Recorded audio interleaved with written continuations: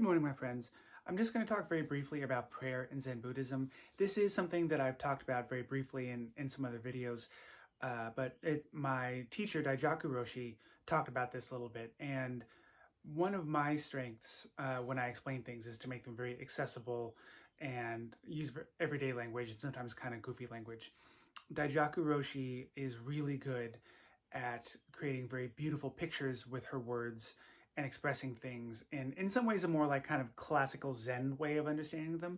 And so I thought I would just share with you what she had to say about prayer in Zen Buddhism, because I think different explanations, even if they mean the same thing, the way they're expressed strikes differently or connects to different people in different ways. And I think that my teacher, as usual, said something very profound and beautiful, and I wanted to share it with you.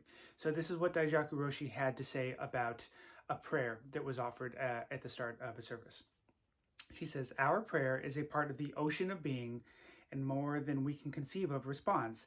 This is not a petition for a separate being to do our bidding. We have no interventionalist God. It is an act of devotion to and with all beings, and transformative act for ourselves and reality."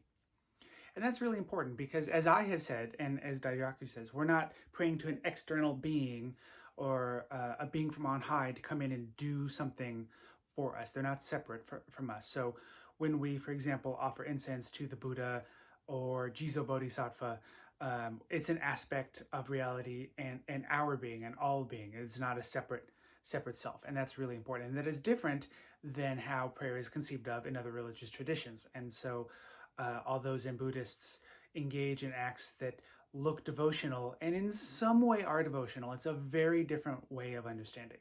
So I'm going to read this to you one more time because, again, I think it's beautiful and a good explanation, and then I'll just leave you with it. And if you have questions or comments, of course, send them my way. I do love them. But here again is Daijaku Roshi's words about prayer. Our prayer is a part of the ocean of being, and more than we can conceive of responds. Let me start over. Our prayer is a part of the ocean of being, and more than we can conceive of responds. This is not a petition for a separate being to do our bidding. We have no interventionalist God. It is an act of devotion to and with all beings, a transformative act for ourselves and reality. So that is Daijaku Roshi's very beautiful explanation of the function of prayer in Zen Buddhism, and I will leave you with that.